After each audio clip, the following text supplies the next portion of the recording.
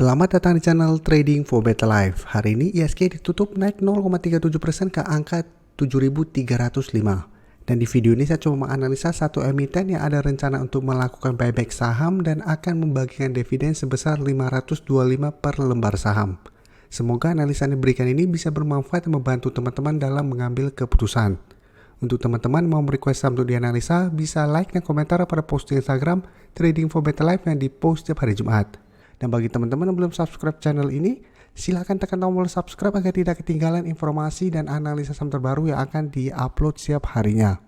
Sebelum saya memulai analisa, kita baca dulu artikel berita ini yang baru diposting hari ini tanggal 15 September jam 11 siang tadi. Siapkan buyback, LPPF komitmen bakal perbesar dividen menjadi 525 per saham. Jadi bisa kita lihat untuk 525 per lembar saham ini untuk tahun buku 2022. Jadi bukan pembagian dividen tahun ini. Karena tahun ini bisa kita lihat pembagian dividennya 350. Jadi rencananya LPPF mau melakukan buyback saham dan tahun depan pembagian dividen dari tahun buku 2022 itu sebesar 525. Dan sekarang kita coba lihat untuk grafiknya. LPPF bisa kita lihat hari ini memang naik 2% lebih ke harga 3.840. Tapi cara tren jika kita perhatikan dalam beberapa minggu ini masih sideways dan terlihat masih kesulitan untuk naik di atas harga 3.860. Sedangkan untuk supportnya bisa kita lihat di sekitar harga 3.700. Dan untuk tren jangka menengah sebenarnya LPPF saat ini trennya masih bergerak sangat downtrend. Lalu garis MACD terlihat saat ini mulai bergerak naik. Dan dari data broker summary bisa kita lihat walaupun hari ini naik 2% lebih terlihat ada sedikit distribusi. Dan asing juga hari ini masih distribusi saham LPPF. Jadi dari data yang kita dapat walaupun ada rencana pembagian dividen yang lumayan besar dibandingkan tahun ini dan ada rencana untuk buyback, tapi cara grafik saat ini LPPF belum bagus trennya. Jadi apabila mau entry, menurut saya sebaiknya wait and see. Paling aman adalah beli apabila LPPF berhasil break resisten di 3.860 ini. Apabila berhasil naik, cara tren LPPF akan mulai membaik. Bisa kita konfirmasi apabila berhasil break maka garis downtrendnya patah dan ada potensi naik menuju target terdekat di harga 4.000. Jadi paling aman bisa buy on breakout dengan target take profit jangka pendek di harga 4.000 apabila memang masih gagal break. Atau hold terus selama harga 3.860 atau 3.850 tidak terlewati.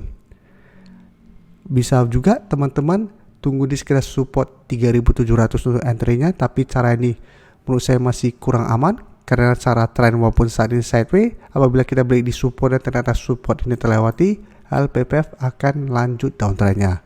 Jadi harus hati-hati apabila kita beli di sekitar support ini. Tapi saat ini LPPF masih bisa kita masukkan ke watchlist. Sekarang kita coba lihat MAPI secara tren hari ini masih lanjut naik 4% lebih ke harga 1095. Dan kenaikan ini membuat MAPI naik mencapai target analisa di video sebelumnya di harga 1100. Jadi beberapa hari yang lalu berusaha analisa saham MAPI, bisa kita lihat secara tren MAPI saat ini masih bergerak sangat uptrend. Jadi beda dengan LPPF yang saat ini downtrend, bisa kita lihat MAPI masih terus bergerak naik dan berada di atas garis EMA 50 dan 150. Dan garis MACD pun bisa kita lihat saat ini kembali bergerak naik.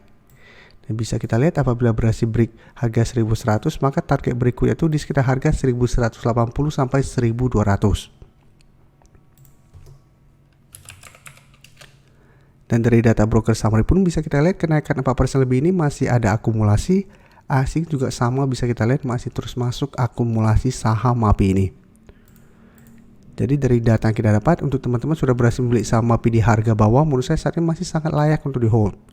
Karena secara tren masih sangat uptrend, walaupun masih gagal break harga 1100 dalam satu minggu ke depan, selama masih kuat di atas harga 1000 dan garis EMA 50, menurut saya MAPI bisa di hold untuk tren yang lebih lama.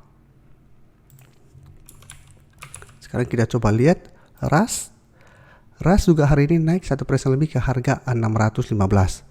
Dan RAS juga menurut saya menarik untuk dipantau walaupun cara grafik belum sebagus MAPI, Tapi bisa kita lihat saat ini sudah mulai mencoba naik kembali di atas garis EMA 50. Jadi sebelumnya bisa kita lihat tanggal 26 Agustus tempat naik di atas garis EMA 50. Tapi selalu saya jelaskan selama candle masih berada di atas atau berada dalam garis EMA 50 itu belum terkonfirmasi break. Keesokan harinya memang berada di atas garis EMA 50 tapi candle doji itu juga belum terkonfirmasi dan bisa kita lihat ternyata masih berada di bawah garis EMA 50 kembali. Tapi pada saat menyentuh harga 580, RAS masih bisa bertahan dan saat ini terkonfirmasi telah berhasil break garis EMA 50. Jadi saat ini garis EMA 50 sudah berubah menjadi supportnya. Dan hari ini RAS sempat mencoba untuk break garis EMA 150 di harga 625, ternyata masih belum berhasil break. Jadi sempat terbentuk shadow ke atas yang lumayan panjang. Dan garis MACD saat ini mulai bergerak naik. Dan dari data broker summary bisa kita lihat kenaikan 1% lebih ini terlihat ada akumulasi besar. Sedangkan asing hari ini melakukan distribusi setelah beberapa hari lalu masuk melakukan akumulasi. Jadi dari data yang kita dapat, RAS juga menarik perlu dipantau. Apabila teman-teman sudah berhasil beli di harga bawah, menurut saya RAS masih bisa di hold selama garis EMA 50 tidak terlewati. Sedangkan untuk teman-teman saat ini baru mau entry karena saat ini harga lebih dekat dengan garis resisten EMA 150, sebaiknya wait and see dulu. Teman-teman bisa buy on breakout karena apabila berhasil break, RAS akan mulai uptrend dengan target terdekat apabila berhasil break itu di sekitar harga 660 sampai 680. Dan ternyata apabila masih gagal break, teman-teman bisa tunggu kembali di garis EMA 50 untuk entry-nya. Tapi saat ini RAS menurut saya sudah mulai ada tanda-tanda untuk mulai reversal trend dari downtrend menuju uptrend. Berikutnya saya akan coba update pergerakan dari saham Dimas. Bisa kita lihat Dimas juga sama sebelumnya bergerak downtrend. Setelah berhasil break garis EMA 50 150 bisa kita lihat mulai bergerak naik. Dan tanggal 13 September kemarin sudah naik mencapai target analisa di video sebelumnya di harga 188. Setelah mencapai target harga ini, bisa kita lihat Dimas masih gagal break, sempat turun kembali ke support 180, berhasil bertahan. Hari ini sempat mendekati harga 188, ternyata masih dibuat turun dan ditutup di harga 183. Jadi secara tren Dimas juga masih bagus trennya, tapi hati-hati candle hari ini juga masih kurang bagus.